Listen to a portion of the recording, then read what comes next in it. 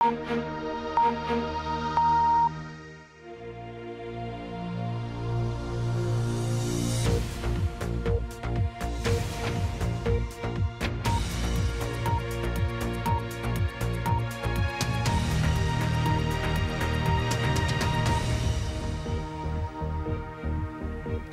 اردو کے پروگرام سیربین میں خوش آمدید۔ ہمارے لندن اسٹوڈیو سے میں ہوں خالد کرامت۔ پاکستان کے صوبے پنجاب میں مسیحی برادری کے لوگوں کو تشدد اور مقدمات کا سامنا، کئی خاندان اپنے گھر بار چھوڑنے پر مجبور اور واپس جانے سے خوفزدہ۔ میرے مولانا حضرات جو دوست ہیں انہوں نے کہا کہ ہم ساتھ چلتے ہیں، پولیس نے کہا ایک دن تو وہ مجھے چھوڑ آئیں گے لیکن بعد میں میری حفاظت کون کرے گا۔ میانمار میں تشدد کے بعد ملک چھوڑنے پر مجبور روہنگیا لڑکیوں کا بنگلہ دیش میں بھی استحصال۔ BBC کی تحقیق کے مطابق پناہ گزین کیمپوں سے نوجوان لڑکیوں کو جسم فروشی کے لیے مجبور کیا جاتا ہے۔ اور ایک ایسا برین سکینر جو چلتے پھرتے مریضوں کی دماغی حرکات ریکارڈ کر سکتا ہے۔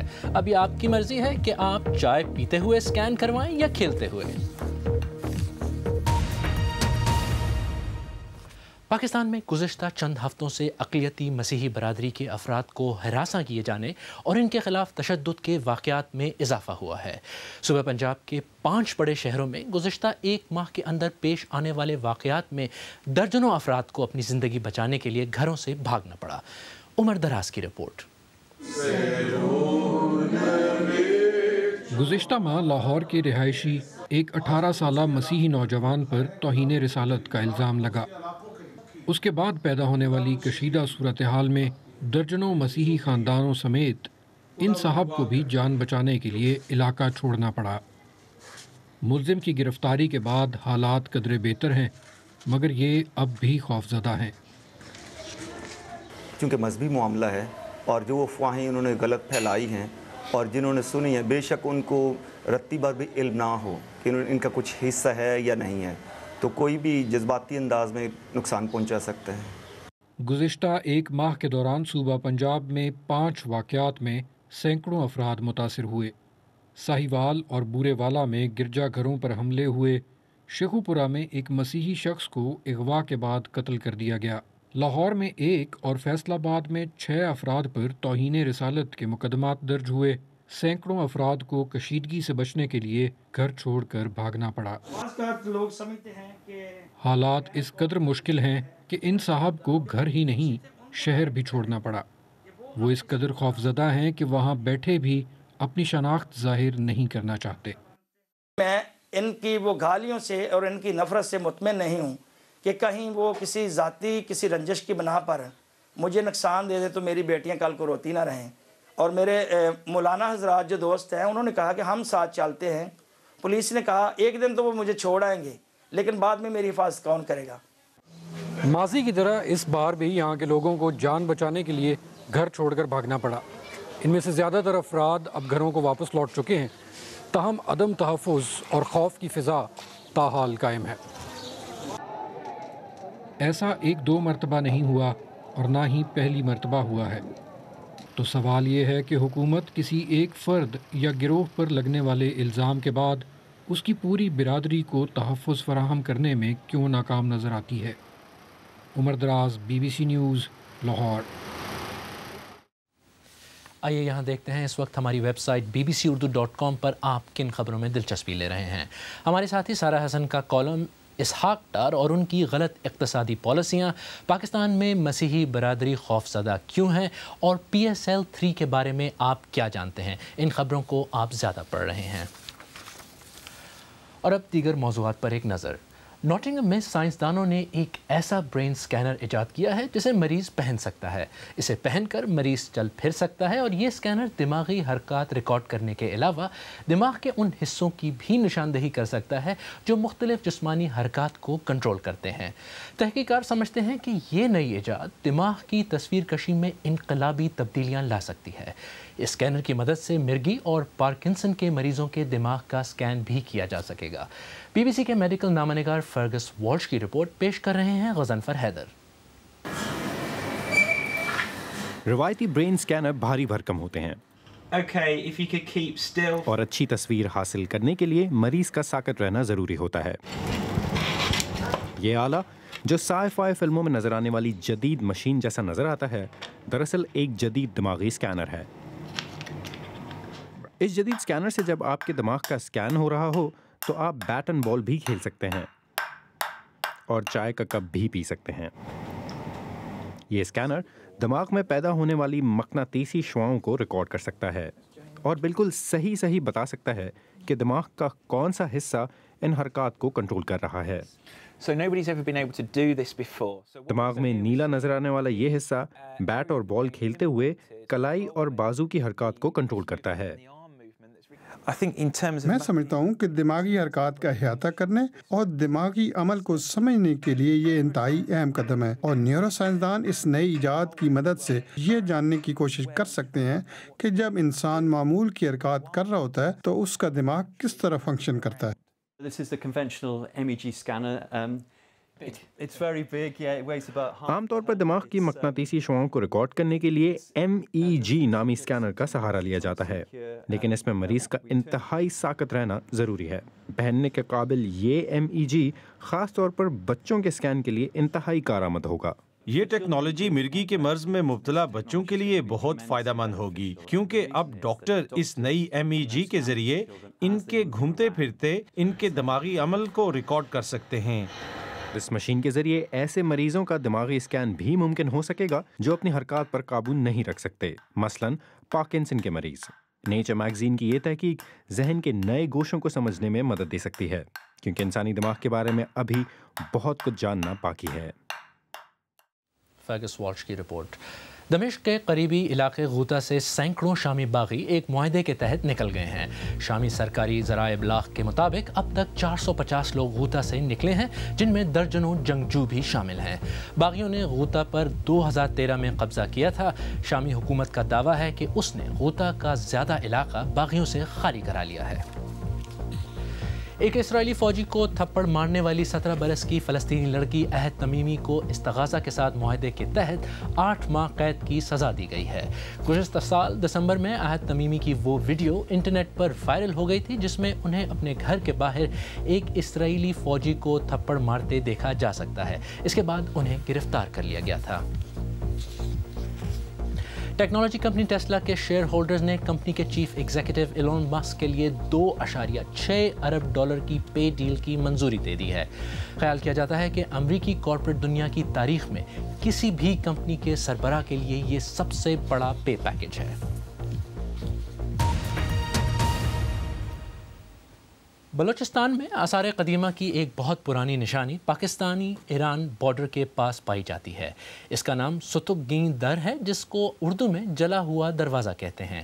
ماہرین کا کہنا ہے کہ اس جگہ کو چوروں اور جعلی کھدائی کرنے والوں سے خطرہ ہے۔ ماہرین کہتے ہیں کہ ان آثار قدیمہ کی تاریخ 3500 سال قبل مسیح کے میسوپوٹیمیا تک جاتی ہے۔ سحر بلوچ کی رپورٹ۔ داد رحیم پچھلے 50 سالوں سے پاک ایران سرحد کے پاس رہائش پذیر ہیں۔ ان کا گزر بسر لکڑیاں کاٹ کر اور بکریاں چرا کر ہو جاتا ہے۔ ان کے گھر کے بالکل ساتھ ہی 5000 سال قدیم بندرگاہ ہے جو میسوپوٹیمین دور میں صنعت کے لیے استعمال ہوتی تھی۔ داد رحیم نے کہا کہ وقت کے ساتھ انہیں اس جگہ کی اہمیت کا احساس ہوا ہے۔ میں اور میرے بڑے نہیں سمجھے کہ اس جگہ کی کیا اہمیت ہے۔ اس زمانے کے لوگ ان چیزوں کے بارے میں نہیں جانتے تھے، بس یہی کہتے تھے کہ یہ نمرود کی جگہ ہے۔ اس بات کے علاوہ وہ کچھ نہیں جانتے تھے۔ اس زمانے کے لوگوں نے کم و بیش ترقی کی ہے تو وہ سمجھتے ہیں، اس وقت کے لوگ ان باتوں کو اور ان کی اہمیت کو نہیں سمجھتے تھے۔ ستگی نام ہے ایک گڑھے کا جو یہاں پایا جاتا ہے۔ گاڑی کے دروازے کو جیسے ڈور کہتے ہیں، وہیں سے یہ نام اخذ کیا گیا ہے۔ انگریزوں کا خیال تھا کہ یہ جگہ جل گئی تھی، اسی لیے اس کا نام ستگی در یعنی جلا ہوا دروازہ رکھا گیا ہے۔ داد بتاتے ہیں کہ 1968 میں انگریزوں کے ایک وفد کے یہاں آنے سے لوگوں کو لگا کہ یہاں سونا چھپا ہے۔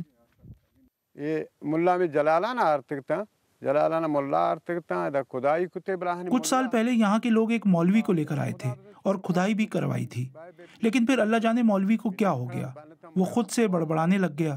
اس کی آوازیں سن کر باقی لوگ بھی بھاگ گئے۔ قدرتی طور پر اس کو کچھ ہو گیا تھا۔ لسبیلا یونیورسٹی کے پروفیسر ڈاکٹر حمید بلوچ بتاتے ہیں کہ اس جگہ کی اہمیت سمجھنے کی اور اسے سنبھالنے کی ضرورت ہے۔ میسوپوٹیمیا کا جو سومیرین یا اکادین سویلائزیشنز تھے، ان کا جو انڈس ویلی سویلائزیشن کے ساتھ جو ٹریڈ کا جو ریلیشن شپ تھا، تو اس میں یہ جو ریجن جس کو ہم آج کل ستکیگی ڈور کہتے ہیں، ستکیگی مینز برنٹ، تو اس کا تعلق اس ریجن سے اس حوالے سے تھا کہ یہاں پر انڈس ویلی نے یا اس مطلب ریجن نے یہاں پر اپنا ایک چیک پوسٹ بنایا تاکہ ان کا جو ٹریڈ کا جو ٹرانزیکشن ہے انڈس سے لے کر پھر یہ کہ میسوپوٹیمیا تک وہ وداؤٹ اینی انٹرپشن کنٹینیو جاری رہ سکے۔ یہ پیور جو ہے نا سیٹلرز تھے جن کا کام جو ہے نا ٹریڈ روٹ کو پروٹیکشن دینا تھا۔ ماہرین بتاتے ہیں کہ اس نوعیت کی اور بھی جگہیں بلوچستان کے دیگر علاقوں میں موجود ہیں جن پر کام کرنے کی اور منظر عام تک لانے کی اشد ضرورت ہے۔ سحر بلوچ، BBC نیوز، گوادر۔ آپ BBC اردو کا پروگرام سیربین دیکھ رہے ہیں۔ پروگرام میں آگے چل کر دیکھیے گا کہ میانمار سے تشدد سے بچ کر بھاگنے والی روہنگیا لڑکیوں کو بنگلہ دیش میں جسم فروشی پر کس طرح مجبور کیا جاتا ہے۔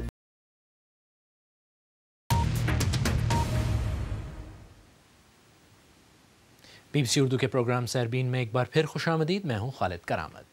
BBC کی ایک تحقیق کے مطابق گزشتہ 6 ماہ کے دوران میانمار سے فرار ہو کر بنگلہ دیش میں پناہ لینے والی روہنگیا مسلمان اقلیت سے تعلق رکھنے والی لڑکیوں کو زبردستی جسم فروشی کے لیے استعمال کیا جا رہا ہے۔ BBC کی ایک ٹیم نے خفیہ کیمروں کی مدد سے کاکسس بازار میں ان لڑکیوں کی سر عام خرید و فروخت کی ریکارڈنگ کی ہے۔ مشیل حسین کی رپورٹ پیش کر رہی ہیں نصرت جہاں۔ خلیج بنگال کے ساحل پر واقع اس چھوٹے سے شہر میں بڑا کاروبار سیاحت رہا ہے، لیکن یہ اب امدادی اداروں کا مرکز بن گیا ہے جو شہر کے قریب واقع مہاجر کیمپوں میں میانمار سے یہاں پہنچنے والوں کی مدد کر رہے ہیں۔ لیکن اب کاکس بازار کی دکانوں، ساحل سمندر پر واقع شراب خانوں اور ہوٹلوں کے سامنے جو کچھ ہو رہا ہے وہ ایک کھلا راز بن چکا ہے۔ بچوں کو جسم فروشی کے لیے استعمال کرنے کی متعدد کہانیاں سننے کے بعد BBC نے یہاں آ کر دیکھا کہ یہ کتنا سچ ہے۔ مہاجر کیمپ میں ہماری ملاقات ایک 14 سال کی روہنگیا لڑکی سے ہوئی جس نے ہمیں بتایا کہ وہ جب سرحد پار کر کے بنگلہ دیش پہنچی تو اس کے ساتھ کیا کچھ ہوا۔ ایک وین میں کچھ عورتیں آئیں، انہوں نے مجھ سے پوچھا کہ ہمارے ساتھ آؤ گی۔ کچھ ہی دیر بعد میں نے خود کو کاکس بازار کی عمارت میں پایا جہاں وہ عورتیں اپنے ساتھ 2 لڑکے لے کر آ گئیں۔ لڑکوں نے مجھے چاقو دکھایا اور میں جب ان کے ساتھ سیکس کرنے پر راضی نہیں ہوئی تو انہوں نے میرے پیٹ میں مکے مارے اور مجھ پر تشدد کیا۔ اس کے بعد انہوں نے میرا ریپ کیا۔ میں ان کے ساتھ سیکس نہیں کرنا چاہتی تھی لیکن وہ دونوں کرتے رہے۔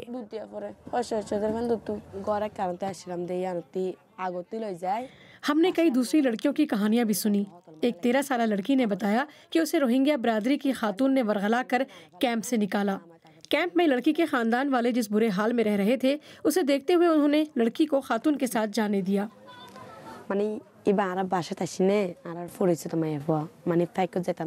وہ عورت ہمارے گھر آئی، وہ ہماری جاننے والی تھی۔ اس نے کہا تمہیں ٹھیک سے کھانے کو بھی نہیں مل رہا، میرے ساتھ کاکس بازار چلو، میں تمہیں نوکری دلواؤں گی۔ جب ہم وہاں پہنچے تو اس نے اگلی صبح مجھے ایک ہوٹل میں کمرہ بک کرا دیا۔ سہ پہر کو ایک لڑکے کو بھی اسی کمرے میں بھیج دیا گیا۔ اس نے مجھے مارا اور میرا ریپ کیا۔ میں نے اس عورت سے کہا میں یہ کام نہیں کروں گی، لیکن اس نے کہا کہ اگر نہیں کرو گی تو میں تمہیں جان سے مار دوں گی۔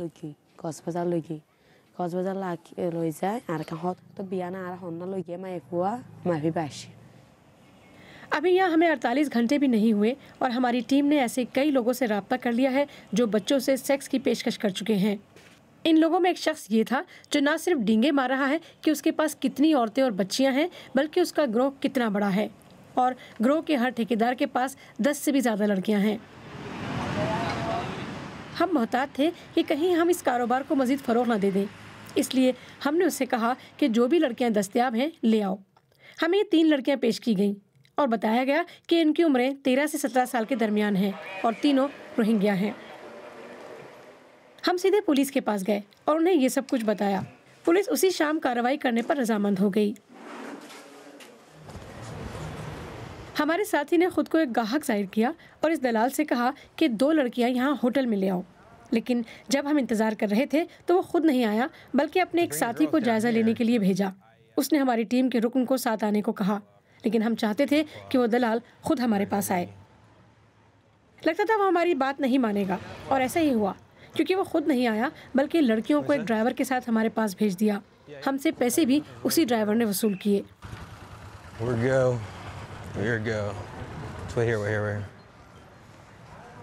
ہم نے اسے 140 پاؤنڈ کے برابر رقم دی۔ جیسے ہی سودا ہوا، پولیس والے موقع پر پہنچ گئے۔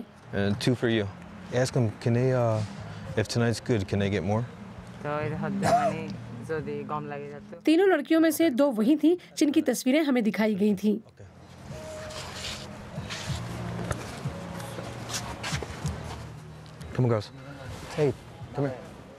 جب ہم انہیں محفوظ جگہ پر لے جا رہے تھے تو انہوں نے بتایا کہ ایک 15 سال کی ہے اور دوسری 21 سال کی۔ ان کا کہنا تھا کہ ان کے خاندان والوں کا انحصار اسی پیسے پر ہے جو یہ کما کر لاتی ہیں۔ ان 2 لڑکیوں نے مجھے جو بتایا اس سے ہمیں اندازہ ہوا کہ ان جیسی کئی لڑکیوں کو کس طرح جال میں پھنسا کر کاکس بازار کی سیکس انڈسٹری میں لایا جاتا ہے۔ یہ لڑکیاں کبھی اسکول نہیں گئیں اور انہیں سمجھ نہیں آ رہی کہ اگر وہ یہ کام نہیں کریں گی تو کھائیں گی کہاں سے۔ جو شہر کے قریب کے مہاجر کیمپوں میں مزید لوگ پہنچ رہے ہیں، ایسی بچیوں اور خواتین کی تعداد میں اضافہ ہو رہا ہے جو جسم فروشی کرانے والوں کا شکار بن سکتی ہیں۔ بعد میں بچوں کی بہبود کے لیے کام کرنے والوں نے لڑکیوں کے رہنے کا مناسب انتظام کر دیا۔ 13 سالہ لڑکی تو سوشل کیئر والوں کے ساتھ چلی گئی، لیکن 21 سالہ لڑکی نے انکار کر دیا۔